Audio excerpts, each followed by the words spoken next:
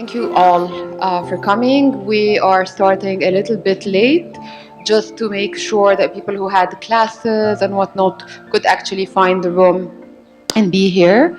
We are very, very lucky to have Professor Phillippe Van Parijs, which is how I learned today how to pronounce it.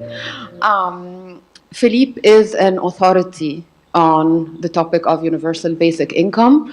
It took us around 8 months to be able to land him and get a slot in his very, very busy schedule.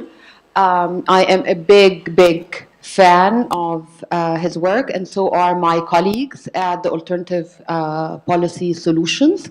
Alternative Policy Solutions is the project at AUC that is sponsoring Dr. Van Parijs talks both today and tomorrow at the Oriental Hall in Tahrir Square, where it's going to be open to the public and we're going to be providing simultaneous translation in Arabic. So tomorrow at 6 at the Oriental Hall, if you know friends or colleagues or whoever who might be interested, please invite them to join us. I will be very quick because Dr. Van Parijs' bio is very, very long given all his accomplishments. So I will just mention a few things. He is a special guest professor at the University of Louvain, Robert Schuman Fellow at the European University Institute, associate member of Nuffield College, Oxford. He was the founding director of the Louvain Hoover Chair of Economic and Social Ethics. Visiting professor at both Harvard and Oxford universities at different times. He is a member of the Belgium Royal Academy of Sciences, a fellow of the British Academy, the author of more than half a dozen books from Marxism Recycled to Real Freedom for All. And he is one of the founders of the Basic Income Earth Network and chairs its international board. Without further ado, please join me in welcoming Dr. Phillippe Van Parijs.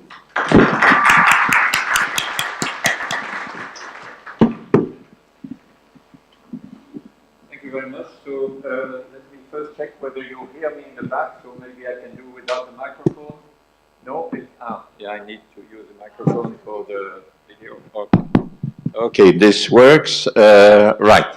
So I'm going to talk to you today about a weird idea, or an idea which many people in rich and in poorer countries still find very weird. It's the idea of non-conditional basic income or basic income. Who in the room has already heard of that idea? Those stick their fingers up.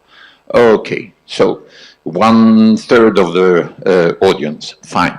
So let me first see whether this works. Yes, so it's a very simple idea. I'll explain a bit more about it in a minute and how different it is from other more familiar ideas.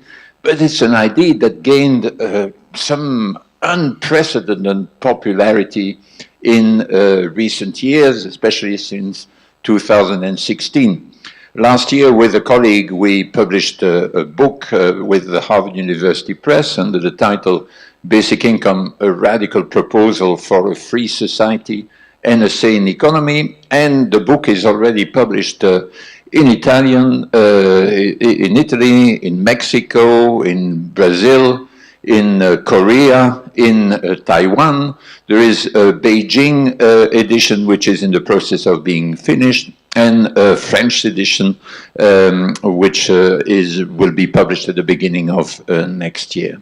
So let me then try to first present this idea to understand it better by seeing how that idea differs from the two central models that are present in welfare states throughout the world, present to different extents, depending on how developed those welfare states are. These two models are commonly called social assistance on the one hand and social insurance on the other hand. The idea of social assistance in Western countries, in Europe, goes back to the beginning of the 16th century. What someone called Juan Luis Vives published the first little treatise on something like a welfare state, where he was advocating that the assistance to the poor, aid to the poor, should no longer be exclusively practiced by individuals, private individuals, or by religious congregations, but that it is, aid to the poor is the responsibility of public authorities at the municipal level. And you had then a few towns in Flanders, part of what is now Belgium or France, and in Germany that started experimenting that, sometimes against the resistance of the established church, Christian church at the time. This was then later expanded, especially at the national level in England. These were the so-called poor laws. And what we have today, still have today at a far more developed level in many more developed countries, but also elsewhere. I'll return to that, in the form of some sort of means-tested guaranteed minimum income, a minimum income that is organized in the form of transfers to the two poor households, is still a variant, a version of that initial model of social assistance. And then came, partly also to save the first model from a deep crisis, then came a second model. Second model totally different from the first one. Second model of social protection, of basic economic security. It's commonly called social insurance. It was first concocted by a philosopher, French philosopher, at the end of the 18th century called Condorcet. And it was first introduced in Germany, first introduced at the national level in Germany by Bismarck at the end of the 19th century. The model here is very different because it's no longer public assistance to the poor, but it is solidarity between workers. These workers, the organized workers' movement, had managed to gradually get higher incomes, more than was strictly necessary to survive, and they managed to obtain that part of this surplus they managed to appropriate should be used in order to create funds that would protect them against a number of risks. The risk of invalidity, the risk of old age pensions, the risk of sickness, being ill, and the risk of involuntary unemployment. In most developed countries, now this second model is, in terms of quantity, in terms of volumes, by far the most important one. But there is in fact in recent years increasingly still a second component, which is a component of social assistance, because not everyone is sufficiently insured against these risks through having been or being a worker. So that's the second model. And then you have a third model, which is the one that will be relevant to basic income. There it was first imagined, first thought about a little bit at the end of the 18th century by Thomas Paine, but it was first proposed at the national level by someone called Joseph Charlier in 1848, in the middle of the 19th century. And it was then first implemented in a very modest way in the state of Alaska starting in the 1980s. What is it there? And the model is again fundamentally different from the first two. It's not a question of assistance to the poor, not a question of solidarity between workers, but the initial idea was in Charlier or in Thomas Paine, that we are all the joint owners of the earth. Land doesn't belong, ethically speaking, morally speaking, to the people who happen to be their legal owners today. And they said, therefore, the value of that land should be shared equally to all. The idea was first, without much success, defended in a number of writings without much impact. And then it was first implemented in some sense in Alaska, where part of the revenues from the exploitation of oil were used to create a fund, the Alaska Permanent Fund, and every year, every permanent resident of Alaska receives a premium, a sort of interest on that fund in the form of an unconditional basic income.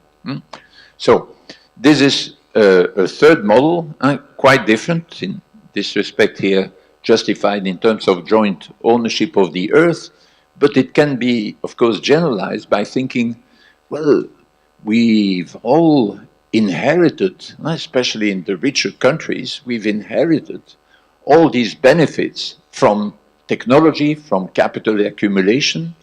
And in fact, what is the reason why my income, my real income, is so much higher than the real income of someone who worked in my country doing the same job 100 years ago, or someone doing the same job, say, in Kinshasa? What is the reason? Is it because I work harder? No. Is it because I'm more intelligent? No. It's simply because of the tremendous advantage of being born in a country in which there has been more innovation, more capital accumulation, better institutions, etc. And that is the reason. So it's a gift. I haven't done anything for it. And so what a basic income does, what a social dividend does, is simply distribute between all part of what we've inherited. These are then the three models.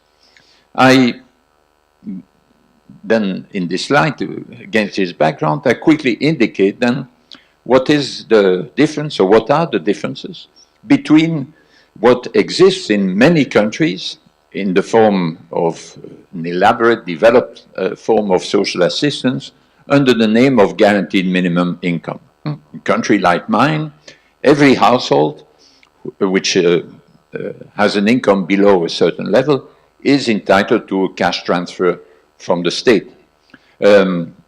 Like a basic income, it's in cash. It is not restricted, like social insurance, the second model, to the people who were workers and paid into a fund. And also it's not restricted to the citizens of the country. Other legal residents who are not citizens of the country are entitled to it. But there is a big difference with a basic income, or three differences. One, that a basic income is strictly individual. It's not how much you get, whether you get it is not related to the family situation. Two, it is not means tested. It is what's sometimes often called universal. That is, it's given to the rich as well as to the poor. And thirdly, there is no work test. That is, you are not supposed to be or required to be available for work in order to be entitled to it. And so in these three senses, it is unconditional in a sense in which the existing schemes are not. Now, there is unprecedented, I mentioned this simple idea, unconditional basic income has certainly become extremely popular. I just, the figure and the figures to the left just indicates the ranking of these various countries in terms of income per capita. And when this ranking is in red, this simply corresponds to the countries in which our book on basic income, the one I mentioned at the beginning, was translated. But the figures are, the names of the countries are in red. Next to the name of the country is the GDP per capita, with taking into account taking the cost of living into account. So you have these various countries in red are countries in which there has been, for various reasons, an active debate on basic income. some of these countries. I'll return in a minute. But you can see that there are a number of countries in which there has been such a debate: Switzerland, United States, Netherlands, Finland, France, in which there is such a debate now, particularly active, that are among the richest countries in the world. But there are also a number of countries at the bottom that are poorer than Egypt. So it's certainly not a discussion that is restricted to the richer countries of the world. And I'll return to that in a minute. Why is there such an interest in developed countries? Well, for a number of contingent events.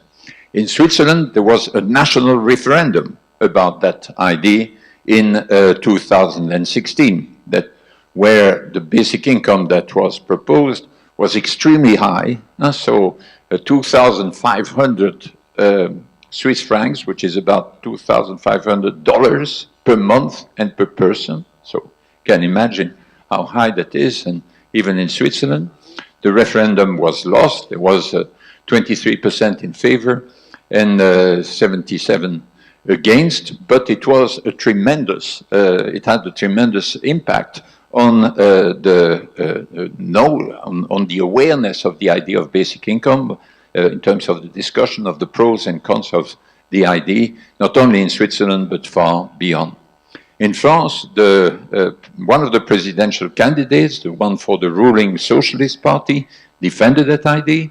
He lost, he gained, he won against the previous prime minister in the primaries, but lost badly to President Macron in the final presidential election. But he had made this idea of universal basic income the central proposal, the most salient proposal in his campaign. There is currently in Finland, with a right-of-center government, you have an experiment that pretty scientifically sophisticated, that has started last year, the beginning of last year, will finish at the end of this year, with the first results being analyzed only towards and publishable only towards the middle of next civil year. Again, this had a tremendous impact in terms of the awareness of the idea, far beyond Finland itself. And then I mentioned, it's a bit anecdotal, but given the power of the social media today, it's not insignificant that Mark Zuckerberg, the founder and to a large extent the owner of Wikipedia, made a speech at Harvard in May last year. Said at the beginning of the speech, if I manage to finish this speech, is the first thing I shall have finished at Harvard, because he started as a student at Harvard, but dropped out in his second year. And but in this speech, he said, you know, what we need to think about urgently is the idea of a universal basic income, in order to give everyone, not only people like me, give everyone the possibility to try new ideas.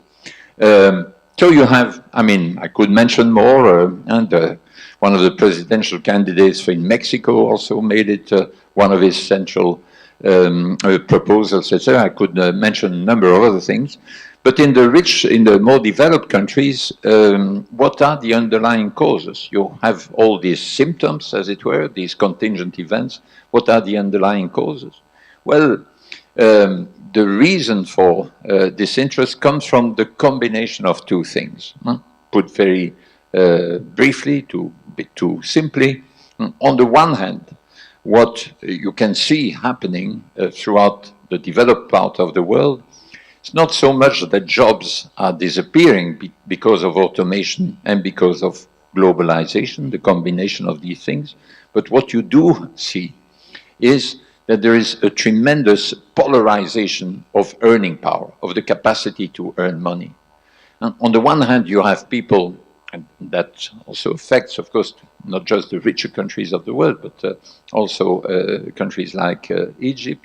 On the one hand, you have people who can take the full advantages of globalization because of their ownership of capital, because of their ownership of human capital, scarce skills, because of their ownership of intellectual property rights. And these people see their incomes increase very fast.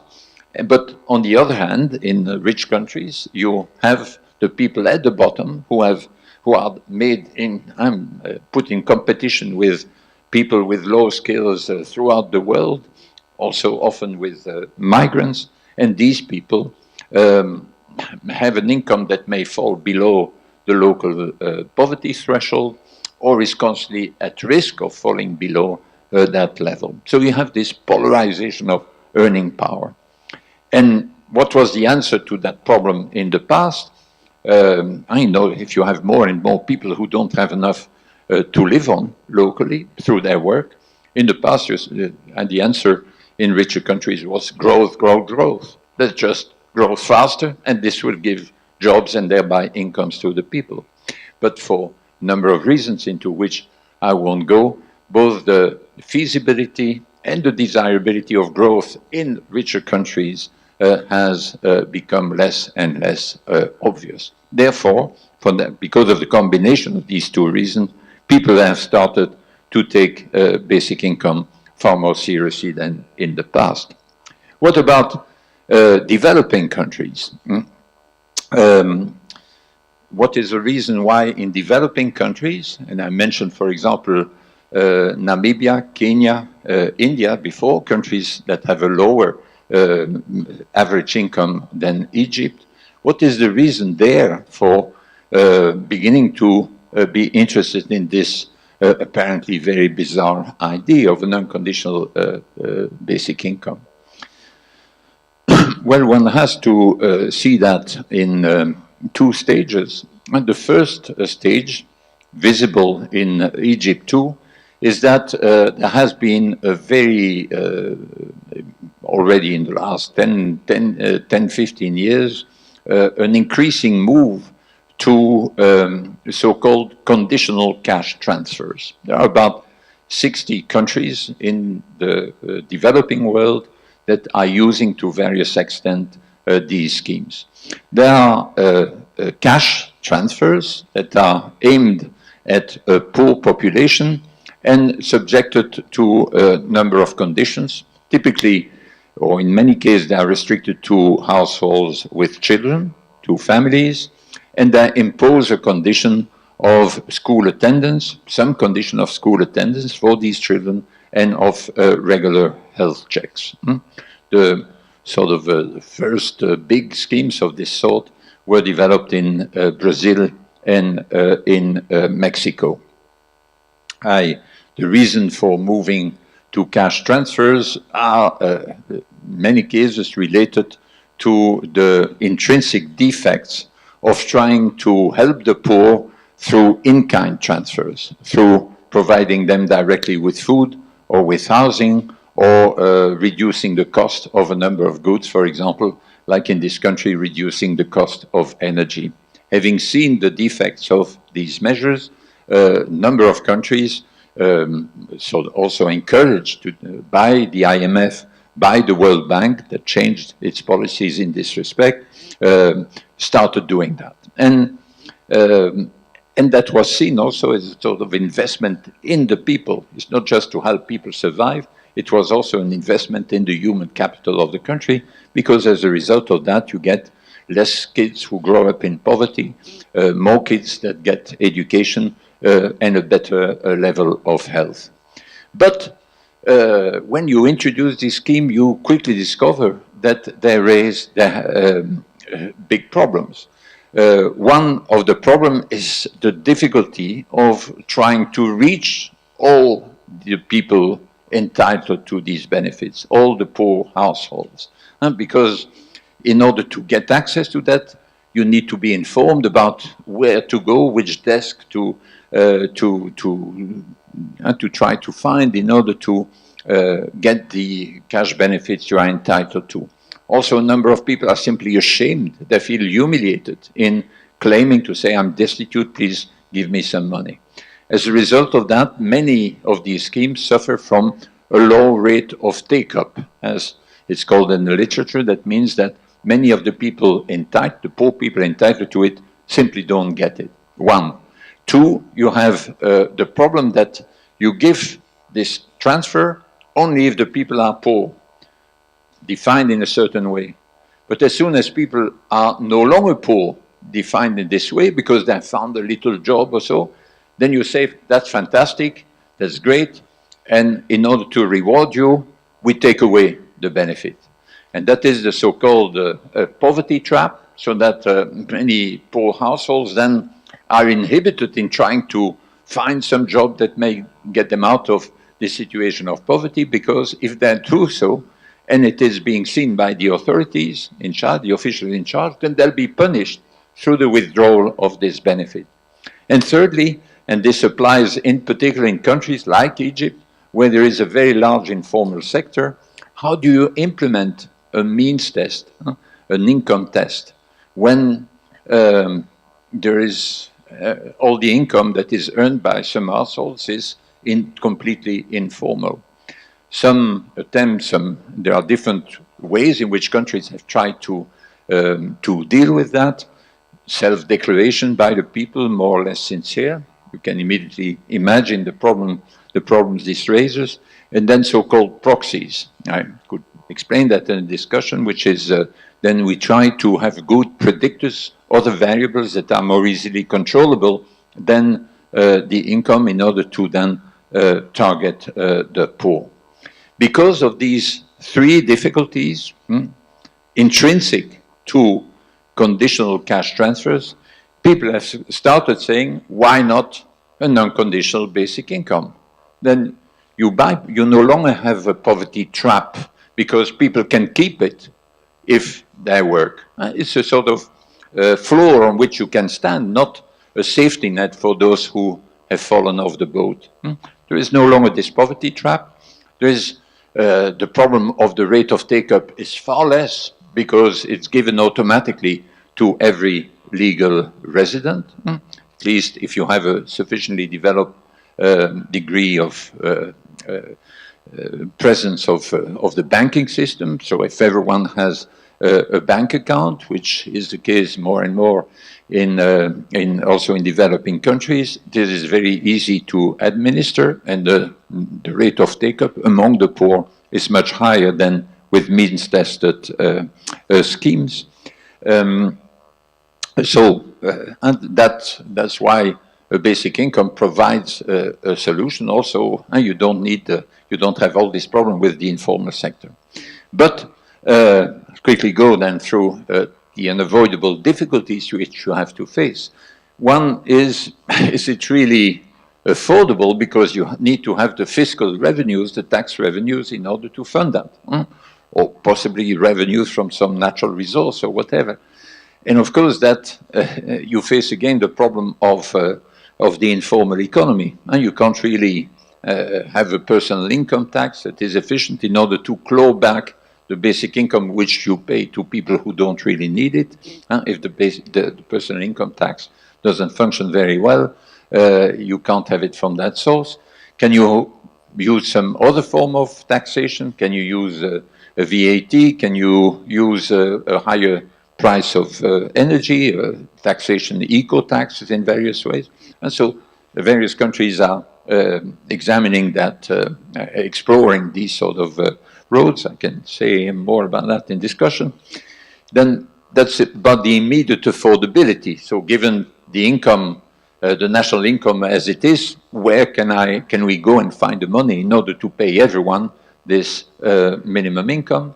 But there is also the problem, more in the long term, of sustainability. If you give this income unconditionally to all, will the incentive to work, to save, to train be higher or lower than it is under current circumstances? You need to address this question, and of course that depends on the level, on what you replace, and how you fund it. There are also a number, poor and rich countries alike, you have a number of ethical questions that arise. If you say, well, we'll give an income to everyone, for example, because you believe that automation will suppress quite a large number of jobs, isn't this giving up something very important, which is the right to work, and for which the right to an income is not an adequate substitute? That's an important question that needs to be addressed. My answer to that is that basic income is not at all a substitute for the right to work. It's not there to give to people some way of consuming without participation in the labor market. No, because it's a floor. It's combinable with chosen work and should help make the right to work a reality. Is it then because of its unconditional nature? Doesn't it amount to giving up then the duty to work? Isn't it a very important component of a just society that everyone should contribute, not just receive? Again, I believe there are various answers to that question. We try to provide that, of course, in the book, but essentially the answer consists in two elements. One consists in saying, yes, but a fair society, you must share fairly what is our common inheritance. Not let the people with a lot of the right sort of skills or who already have a lot of capital to appropriate a big chunk of this inheritance, one. And two, even if you give unconditionally to all, that doesn't suppress the moral duty to contribute, but to contribute to society is not necessarily, does not need to take the form of paid work, let alone of full-time paid work. To conclude then, so what I believe is that in a country like Egypt, the idea of an unconditional basic income does make sense, but it makes sense not as something that you can introduce tomorrow, but it makes sense as an essential horizon for what can be done today. Because I believe that in a country like Egypt, one has to do what is being done in a number of developing countries, what is done massively in more developed countries, which is to have these sort of means-tested conditional aid to the poor in order to help the poor people survive.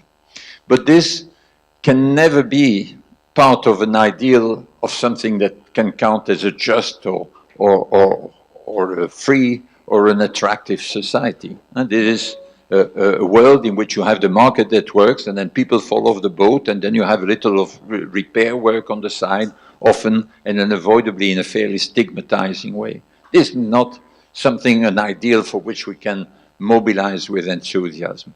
But what we can mobilize with enthusiasm is a society in which the market plays its role, which is very important for economic efficiency, but against the background of an absolute economic security for everyone, where you have this floor under our feet, under the feet of every single woman, every single man.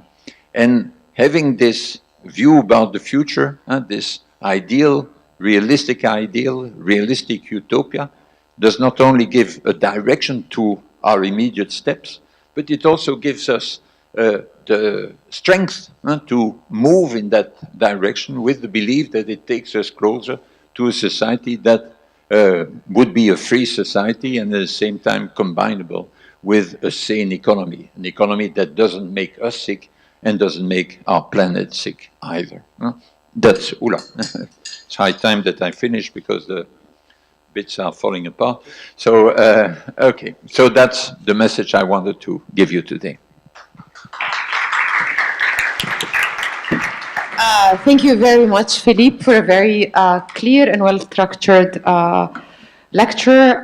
We have almost 15 minutes for questions and answers. So if you have a question, please be brief and to the point, and we will give you the mic. I'll take a few questions, and then we'll have Phillippe answer them all. My name is Bishoy. I'm teaching in the School of Business. So do you have any kind of statistics or any even stories of similar concepts that when applied have yielded more creativity, more room for people to do better at their jobs? Thank you.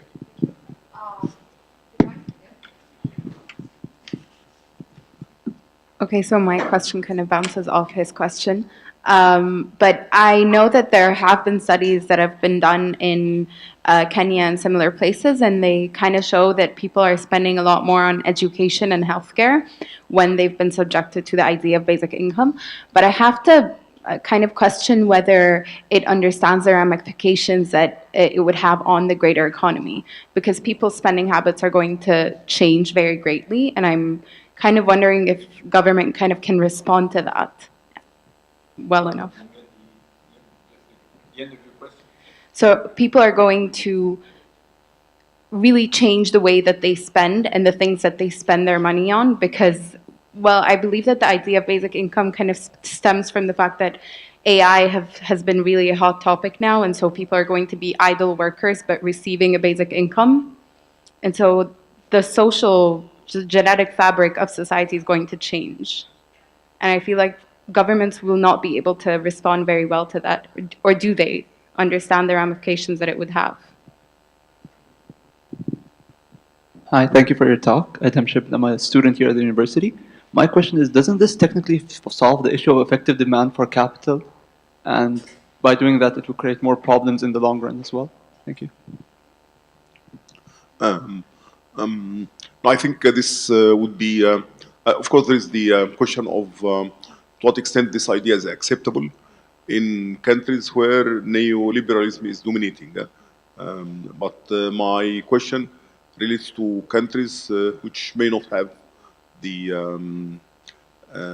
economic resources to provide this for their citizens. So, what is the economics of this in a country like Egypt?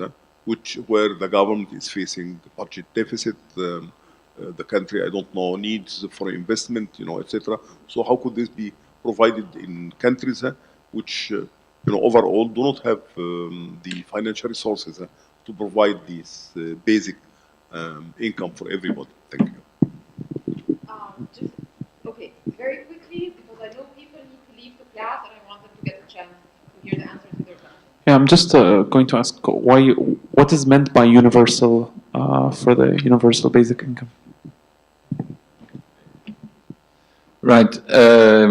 Very stylized answer to the various questions. Starting with the last one, universal in this context is used to refer to schemes that don't pay any attention to the level of income of the households from other sources. That means a scheme is universal when the benefits it allocates are allocated to the rich as well as to the poor. That's the meaning. Then let me try to answer in a bit of a joint way to the various questions. The first question is that the first part of the answer is that for several of the questions asked, of course, it's crucially dependent on the level of the basic income. And the level must be not only affordable, you must be able to, must be administratively capable of obtaining these resources, but also sustainable, so that all things considered is something that you can give not only to the present generation, but also that you can keep giving. And so therefore the level must be realistic in these terms. Now, what will be the impact on education, on people's use of their time? There are a number of experiments that gives us some idea, but again, it's crucially dependent to see exactly what the scheme is and what it replaces. And so what is being experimented in Finland is very different from what is being experimented in Kenya, or what was experimented in Namibia, or what was experimented in India. In all these cases, essentially the basic income that was introduced was replacing nothing in terms of guaranteed minimum income existing before. And so what you could see there mainly was the impact of a reduction in the level of poverty. In the case of Finland, it's completely different. What you do there is simply, it's not increasing the amount to which people are entitled, but suppressing the conditionality. They can combine this income with an income from other sources, and they are no longer pushed into a job. And so, so that the answer to many of your questions cannot be a general answer. It will depend on the particular circumstances. But there are two things that to me are fundamental for all this sort of question. The first thing is that basic income is not something you must propose on its own as a realistic utopia for our societies. It must be proposed in combination with measures, sometimes revolutionary measures in matter of education, and in particular, the development of lifelong learning, whatever form it takes, with a much greater use of all the possibilities given by internet.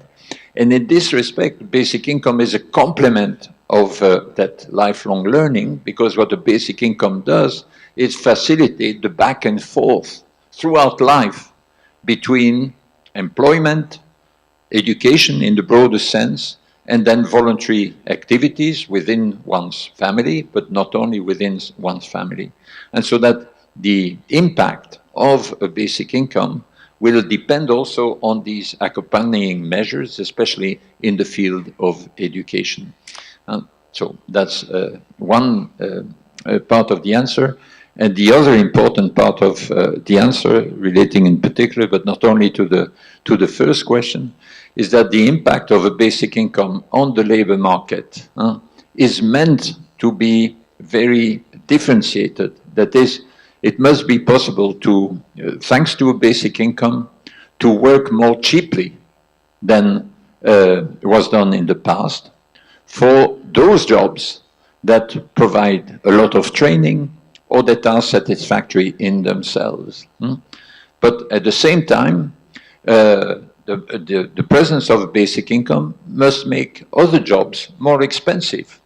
When other jobs, the wages attached to other jobs will go up, because a basic income is at the same time gives at the same time the possibility to say yes to some activities, internships, etc. It democratizes access to internships, and in general to jobs with a high content of training.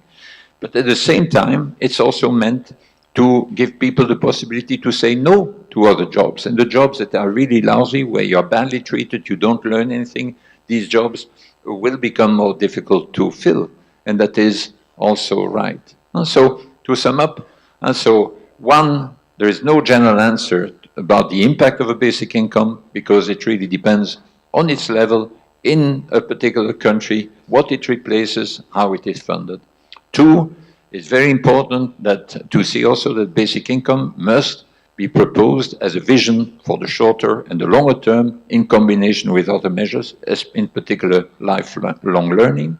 And thirdly, the impact of a basic income on the labor market will be different depending on the sort of jobs, and is meant to be. It must make some jobs more expensive and therefore discourage, and other jobs, including self-employment, cooperative employment, etc., more attractive and cheaper, more accessible, and therefore cheaper than is currently the case.